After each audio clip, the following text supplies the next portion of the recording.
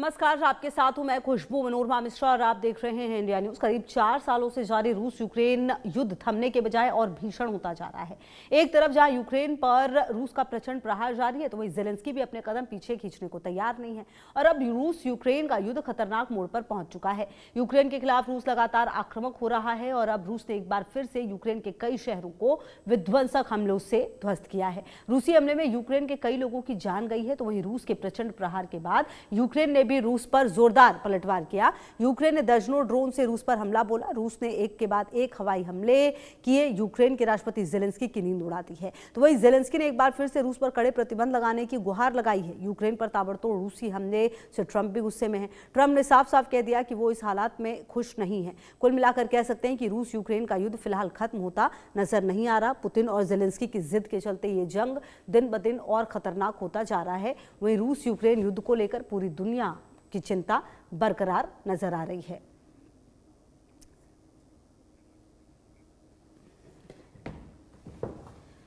तो आपको बता दें कि जो दिल्ली रूस यूक्रेन युद्ध जो है वो लगातार बढ़ता हुआ और ऐसा लग नहीं रहा कि ये युद्ध फिलहाल खत्म होगा, क्योंकि आप देखिए कि जो पुतिन हैं उनकी तरफ से जो हमले हैं वो लगातार किए जा रहे हैं और अब ज़ेलेंस्की लगातार ये कह रहे हैं कि एक बार फिर से जो प्रतिबंध हैं वो लगाए जाएं। हालांकि ये प्रतिबंध कितने लग पाएंगे, हालांकि देखिए कहा यह भी जा रहा है कि ट्रंप की जो नाराज़गी है वो भी सामने आ रही है। हालांकि जब बातचीत हुई थी पुतिन की और ट्रंप की तो ऐसा लग रहा था शायद ये युद्ध रुक जाए, लेकिन ऐसा होता हुआ नज़र नहीं आया और फिलहाल ये युद्ध जो है वो चल रहा है। और जिस तरह से तमाम तस्वीरें सामने आ रही है वो ये बता रही है कि ये युद्ध फिलहाल चलता रहेगा।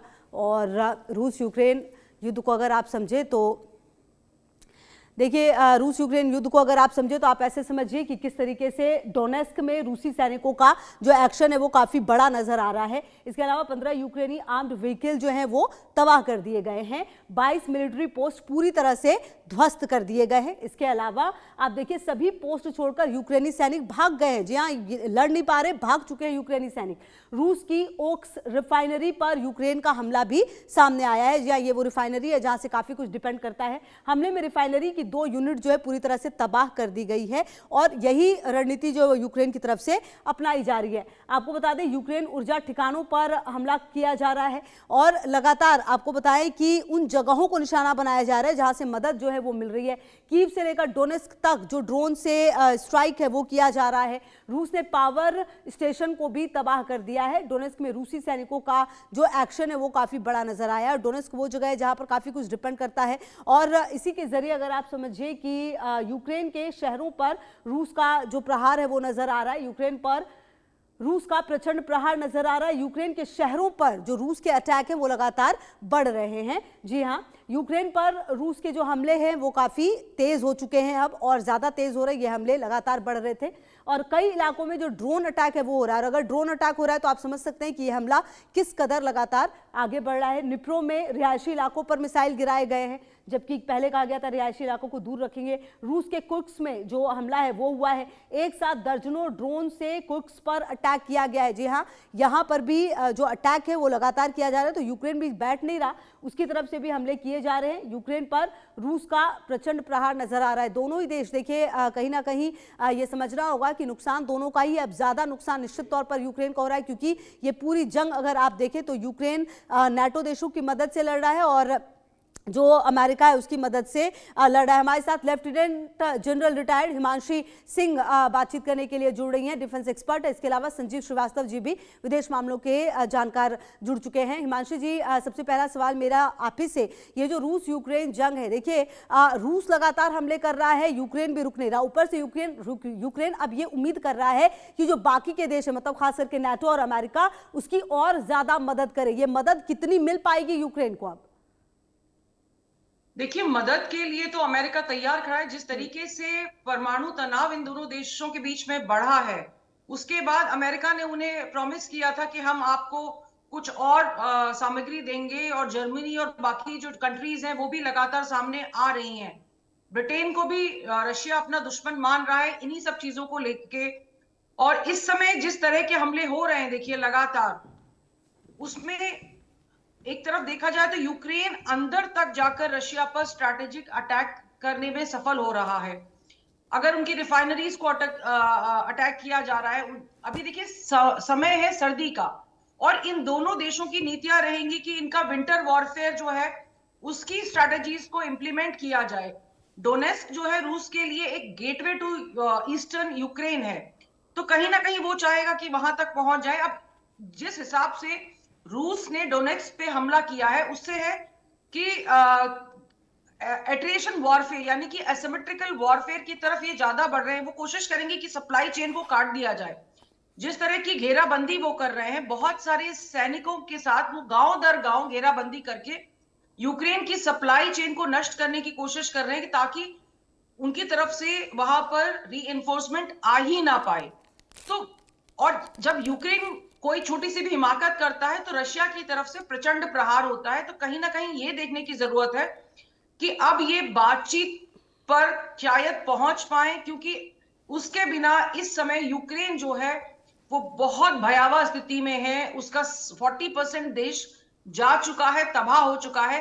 रशिया पीछे हटेगा नहीं, लेकिन रशिया के लिए उन सबको भी होल्ड कर पाना मुश्किल होगा, क्योंकि जहां रशिया को सपोर्ट मिलेगा लोकल, वहां तक तो रशिया होल्ड कर पाएगा। उसके अलावा बाकी जो लाइंस हैं उनको होल्ड कर पाना रशिया के लिए भी मुश्किल होगा।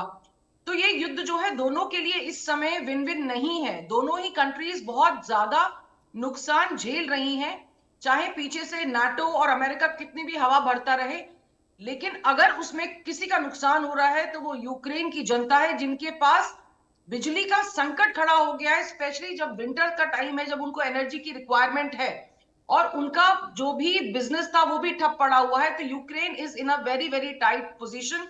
हालांकि उनको सामग्री दी जा रही है, युद्ध का सामान दिया जा रहा है, लेकिन यूक्रेन इस समय बहुत ज्यादा भयानक स्थिति से गुजर रहा है। Over to you. जी बिल्कुल। और संजीव जी देखिए, कहीं ना कहीं ये बात तो माननी पड़ेगी कि जिस तरह की सिचुएशन फिलहाल नजर आ रही है और जो यूक्रेन चाह रहा है वो कितना मुश्किल है। अच्छा, एक बात ये भी है कि अगर आप इस पूरे जंग में देखें तो यूक्रेन भी रुक नहीं रहा, जबकि देखिए लगातार तमाम रिपोर्ट्स ये कह रही है कि पूरा देश एक तरह से तबाह हो गया है। उसके बावजूद भी जो कहते हैं कि अपने वजूद की जंग लड़ने के लिए यूक्रेन पूरी तरह से लड़ रहा है, लेकिन रूस भी पीछे हटने वाला नहीं है। चाहे मुलाकात उसकी ट्रंप से ही क्यों ना हो गई हो, पुतिन की, लेकिन ये जंग चल रही है और धीरे धीरे ये जंग और ज्यादा भयावह स्थिति में नजर आ रही है।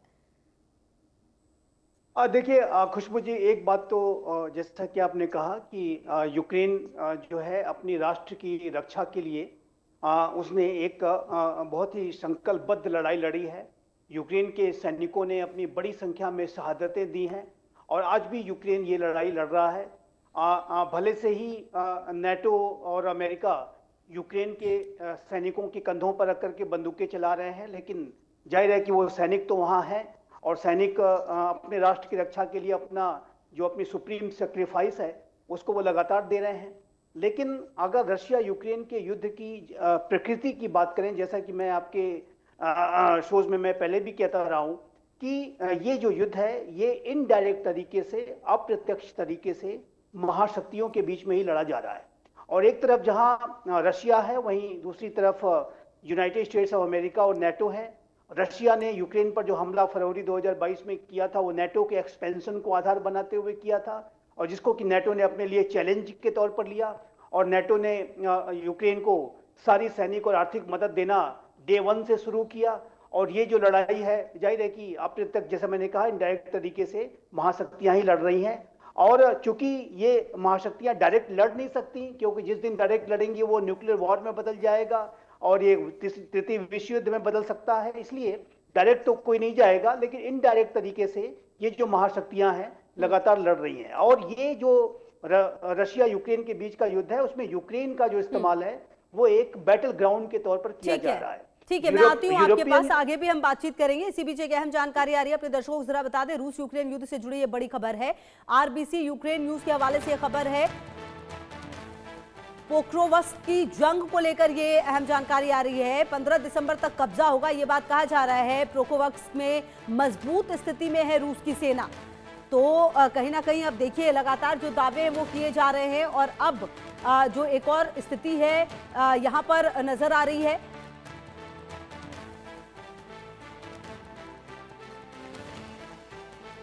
संजीव जी, जो बात आप कह रहे थे वो तो पूरी कीजिए। इसके अलावा ये भी बताइए कि ये जो इलाका है जिस पर कहा जा रहा है कि 15 दिसंबर तक रूस का कब्जा हो जाएगा, रूस काफी मजबूत स्थिति में, ये कितनी महत्वपूर्ण जगह है ये? देखिए, ये जो युद्ध है ये जैसा कि मैं कह रहा था कि यूरोपियन थिएटर में महाशक्तियों के बीच में वर्चस्व की प्रतिद्वंदिता है। ये एक वॉर ऑफ डोमिनेंस है और जो कि महाशक्तियां लड़ रही हैं, और इस युद्ध का कोई आउटकम हार या जीत के रूप में निकलना नहीं है। अगर ये युद्ध रशिया यूक्रेन के बीच का होता तो यूक्रेन 15 दिनों से ज्यादा सरवाइव नहीं कर पाता और उसको घुटने टेकने पर मजबूर होना पड़ता। लेकिन चूंकि उसमें महाशक्तियां लड़ाई लड़ रही हैं और महाशक्तियां इस पूरे रशिया यूक्रेन युद्ध में जाहिर है कि यूक्रेन की तरफ से अमेरिका और नेटो पूरा सपोर्ट यूक्रेन को दे रहे हैं, तो ऐसे में ये युद्ध लगातार अभी चलता ही रहेगा। और राष्ट्रपति डोनाल्ड ट्रंप ने अवश्य इस बात की जो कोशिश की थी बाइडेन एडमिनिस्ट्रेशन से थोड़ा अलग हट करके कि वो इस युद्ध को शांत कराना चाहते हैं और उसके लिए लगातार प्रयास भी करते रहे, चाहे वो जेलेंस्की से बात करना हो या राष्ट्रपति पुतिन से अलास्का में बात करना हो। सारी जो कवायदें ट्रंप एडमिनिस्ट्रेशन के द्वारा की जा रही हैं, लेकिन चूंकि ट्रस्ट डेफिसिट बहुत ज्यादा है और ये महत्वाकांक्षाओं की भी लड़ाई है। रशिया के राष्ट्रपति व्लादिमीर पुतिन जाहिर है कि बेहद महत्वाकांक्षी हैं। उनका लक्ष्य पूरे यूक्रेन पर जो है कब्जा करने का था और उनका जो अल्टीमेट जो गोल है वो पुराने सोवियत यूनियन के गौरव को हासिल करने का। और ऐसे में अमेरिका और नेटो की हेजेमोनी को चैलेंज करने के लिए उन्होंने यूक्रेन पर हमला किया था। तो ये पूरा जो युद्ध है, मेरा ऐसा मानना है कि ये लगातार अभी आने वाले समय में भी जारी रहेगा। रशिया जरूर उसको गेन्स हो रहे हैं। रशिया बड़े क्षेत्रों पर उसने कब्जा कर रखा है, 5 प्रोविंसेस पर पहले ही उसने कब्जा कर रखा है और अन्य जगहों पर भी जैसा कि अपनी रिपोर्ट में बता रहे हैं कि वो आगे बढ़ता हुआ दिखाई दे रहा है। लेकिन एक बात मैं अवश्य कहना चाहता हूं कि रशिया को भी हैवी लॉसेस हुए हैं और रशिया के 100,000 से भी ज्यादा के सोल्जर्स ने अपनी शहादतें दी हैं। देखिए, शहादत तो शहादत होती है, कोई भी चाहे वो रशिया का सोल्जर हो, यूक्रेन का सोल्जर हो, उन्होंने अपने राष्ट्र की रक्षा के लिए अपने पॉलिटिकल लीडरशिप के आदेशों के अनुसार अपनी शहादतें दी है। वो बात बिल्कुल अपनी जगह ठीक है। लेकिन जो पूरी तरीके से अगर रशिया की भी अगर स्थिति को देखें तो वो बहुत अच्छी स्थिति में नहीं है। रशिया को आज ईरान के ड्रोन्स का इस्तेमाल करना पड़ रहा है, नॉर्थ कोरिया के सैनिकों को रिक्रूट करना पड़ रहा है। हमारे अपने देश के कई जो युवा हैं उनको भी रशिया ने उनको बरगला करके अपने सेना में शामिल कर लिया, जिनको एक एक करके अब छुड़ाया जा रहा है। हमारी विदेश मंत्रालय इंटरवेंशन करके हमारे अपने लोगों को वहां से वापस निकाल रहे हैं, क्योंकि रशिया को जो मैन पावर की, जो उनके मिलिट्री पर्सनल्स की काफी कमी है और डिफेंस इक्विपमेंट्स की भी कमी रशिया को दिखाई देती है। जैसे कि मैंने कहा कि ड्रोन्स का इस्तेमाल वो करने के लिए ईरान से उन्होंने बड़ी संख्या में ड्रोन्स लिए हैं। नॉर्थ कोरिया भी बड़े जो है इक्विपमेंट भेज रहा है। नॉर्थ कोरिया ने तो अपने सैनिकों को भी भेजा है। तो ये रशिया की स्थिति बहुत अच्छी नहीं है और रशिया भी अगर ये उसके अंदर ये सेंस है कि वो जीत जाएगा तो ऐसा नहीं होने जा रहा है। अमेरिका शांति की बात जरूर कर रहा है, लेकिन अमेरिका ऐसा कोई भी डील रशिया के साथ नहीं कर सकता कि जिसमें कि रशिया के अंदर ये सेंस आए कि उसकी विजय हुई है और नेटो और अमेरिका की पराजय हुई है। देखिए, इसमें एक विन विन फार्मूले की तलाश करनी होगी। यदि युद्ध को शांत करना है तो एक विन विन फार्मूले। जी, अपने दर्शकों को हम दे दें और वापस आते हैं आपके पास। यूक्रेन के क्रास्नोडार में रूस का हमला हुआ है। मिसाइल हमले से दहला है पूरा इलाके में तेज झटके महसूस किए गए हैं। यूक्रेन पर रूस का प्रचंड प्रहार लगातार जारी है। तो आप देखिए कि जो इलाके हैं वो चुन चुन कर हमले हो रहे हैं और यहाँ पर जो मिसाइल हमला हुआ है उससे पूरी तरह से दहला है यूक्रेन एक बार फिर से। अच्छा हिमांशी जी, देखिए हम लगातार बता भी रहे थे अपने दर्शकों को कि किस तरह से डेवलपमेंट इस पूरे युद्ध में हो रही है। रूस को देखिए तो हर उस इलाके को खत्म करने की कोशिश है जहां से सबसे पहली बात तो रिसोर्सेस मिलते हो, जहां से यूक्रेन युद्ध लड़ने की जो स्थिति में ही ना रहे। कोशिश और कवायद तो रूस की यही है। वो तो अमेरिका और नाटो जैसे देश है, जैसा कि संजीव जी भी कह रहे थे, अगर रूस चाहता तो ये युद्ध 15 दिन में खत्म हो जाता, लेकिन ये युद्ध अगर लगभग 4 साल से चल रहा है तो इसके पीछे सबसे बड़े कारण ही वही है जो इनकी मदद कर रहे हैं लगातार। जी बिल्कुल खुशबू जी, जो मेरे को पैनलिस्ट कह रहे हैं बिल्कुल ठीक कह रहे हैं श्रीवास्तव जी। देखिए, ये जो युद्ध है ये रणनीतिक असंतुलन और क्योंकि इसका अंतरराष्ट्रीय विस्तार है। देखिए, ये सिर्फ 2 देश नहीं लड़ रहे हैं, इनके पीछे जो बाकी और शक्तियां खड़ी हुई हैं वो इनको लड़ने पे मजबूर कर रही है। यूक्रेन की इतनी क्षमता ही नहीं थी कि वो इतने समय तक लड़ पाए। और कहीं ना कहीं पुतिन भी पूरे विश्व को ये संदेश देना चाहते हैं कि उनके अंदर ये कैपेबिलिटी है। जिस तरह की उन्होंने मिसाइलें अभी लगाई हैं और एयर अटैक्स के वो प्लान कर रहे हैं, जिस तरह की वो वार्निंग देना चाह रहे हैं, वो एक लंबा जो गेम खेल रहे हैं और वो कहीं ना कहीं अमेरिकी राष्ट्रपति को इसमें जवाब देना चाह रहे हैं। देखिए, रशिया के पास में काफी ऐसे न्यूक्लियर बॉम्ब्स हैं जो छोटे हैं और उनका इस्तेमाल करके वो चाहे तो कुछ शहरों में एक लिमिटेड अटैक कर सकते हैं, लेकिन वो अभी भी संयम क्यों बरत रहे हैं? क्योंकि वो यूक्रेनी जनता को कहीं ना कहीं ये दिखाना चाहते हैं कि हम आपके खिलाफ नहीं है, हम अभी भी आपके साथ हैं। तो कहीं ना कहीं एक जो कहते हैं ना कि यूक्रेन की जो जनता है उसको अपनी तरफ मिलाना चाह रहे हैं और जनता भी कहीं ना कहीं अब इस युद्ध से त्रस्त हो गई है। तो इसमें वो बहुत लंबा गेम खेल रहे हैं और जिस तरीके से रूसी सेना अपनी आर्टिलरी, हवाई ड्रोन स्ट्राइक का उपयोग करके यूक्रेन के महत्वपूर्ण शहरों को तबाह कर रही है, उनके रेल नेटवर्क्स को, अभी तो कह रहे हैं कि मॉल्स को भी ये निशाना बनाएंगे, तो कहीं ना कहीं वो अंदर तक अपनी पैठ दिखाने की कोशिश कर रहे हैं कि उनका वर्चस्व युद्ध में अभी भी बहुत हाई है। और जिस तरह से ऊर्जा के क्षेत्रों को जो टारगेट किया जा रहा है, तो कहीं ना कहीं यूक्रेन को फ्रीज करने की कोशिश की जा रही है, क्योंकि आगे जो है रसद की दिक्कत आएगी, सैनिकों के आवागमन की दिक्कत आएगी और इस तरह की सप्लाई लाइंस को रशिया काट रहा है बार बार। तो मुझे लगता है कि अमेरिका बाहर से भले ही देख के तालियां बजाता रहे, सीटियां बजाता रहे, फूंक भरता रहे, लेकिन अल्टीमेटली नुकसान सबसे ज्यादा यूक्रेन का हो रहा है। यूक्रेन पूरे अपने जो भी अच्छे खनिज हैं या अपने जो भी बाकी उनके पास संसाधन है, उनको ऑलरेडी अमेरिका को गिरवी रख चुका है। तो यूक्रेन तो कैसे भी विन विन की स्थिति में आ ही नहीं रहा है। अमेरिका का तो ये एक तरीका है कि वो बहुत सारे देशों में इनडायरेक्टली कंट्रोल करता है और यूक्रेन को भी वो इनडायरेक्टली कंट्रोल कर रहा है, उसके संसाधनों को कंट्रोल कर रहा है। तो अमेरिका तो अपना फायदा देख रहा है, उसकी रणनीति किसी भी तरीके से इस समय पूरी तरह शांति लाने की नहीं है। Over to you. बिल्कुल। और कहीं ना कहीं संजीव जी, अब जो ये वक्त है, समय है, अब देखिए बातचीत की टेबल पर तो आने से रहे जो स्थिति फिलहाल नजर आ रही है और जिस तरह से फिलहाल ये जंग चल रही है, अब आने वाले समय में क्या अमेरिका की तरफ से ये जो मदद है और ज्यादा तेज होगी संजीव जी, ऐसा माना जाए? देखिए, मदद तो जारी रखनी होगी। अमेरिका इस युद्ध में जो हार का जो है कोई ऑप्शन उसके पास नहीं है। और जैसा कि मैंने कहा कि रशिया के अंदर इस तरीके का सेंस नहीं आ सकता कि उसने ये युद्ध जीत लिया है, और वहीं अमेरिका के अंदर भी ऐसा सेंस रशिया नहीं आने देगा कि उसने ये युद्ध जीत लिया है। और ये युद्ध अगर इसी तरीके का एक एडामेंट बिहेवियर महाशक्तियां दिखाती रही कि वो झुकने के लिए तैयार नहीं होंगी, कोई कॉम्प्रोमाइज फार्मूले के लिए तैयार नहीं होंगी, तो ये युद्ध अभी भी लंबा चलेगा। और जैसा कि मैंने कहा कि इस युद्ध को यदि शांत कराना है तो दोनों ही पक्षों को अपने जो एक्सट्रीम पोजीशंस हैं उससे हटना होगा। नेगोशिएटिंग टेबल पर बातचीत के माध्यम से, संवाद के माध्यम से ही इस समस्या का समाधान हो सकता है, और यही बात भारत डे वन से कह रहा है।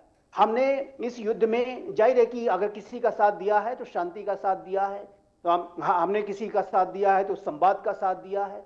भारत डे वन से ये कह रहा है कि सिर्फ और सिर्फ नेगोशिएशंस और डायलॉग के माध्यम से ही इस समस्या का समाधान हो सकता है। बैटल ग्राउंड पे ये युद्ध समाप्त नहीं हो सकता, ये बात बिल्कुल स्पष्ट है। और क्योंकि महाशक्तियां लड़ रही हैं, इसीलिए इस युद्ध का कोई समाधान बैटल ग्राउंड पे नहीं निकलना है। और भारत के प्रधानमंत्री श्री नरेंद्र मोदी के जो वर्ड्स ऑफ विजडम है कि ये युग युद्ध का युग नहीं है, वो भी बहुत रिलेवेंट है। और मेरा ऐसा मानना है कि कोई भी वॉर एंडलेस तो नहीं हो सकता, इनको शांत तो करना ही होगा, कहीं ना कहीं तो रुकना ही होगा, लेकिन अब देखना है कि वो दिन कब आता है कि जब ये युद्ध में कहीं सीज फायर। ठीक है, लगातार रहेगी नजर इस पर। फिलहाल बहुत शुक्रिया आप दोनों का हमारे साथ जुड़ने के लिए और अपने विचार साझा करने के लिए। आगे बढ़ते हैं खबर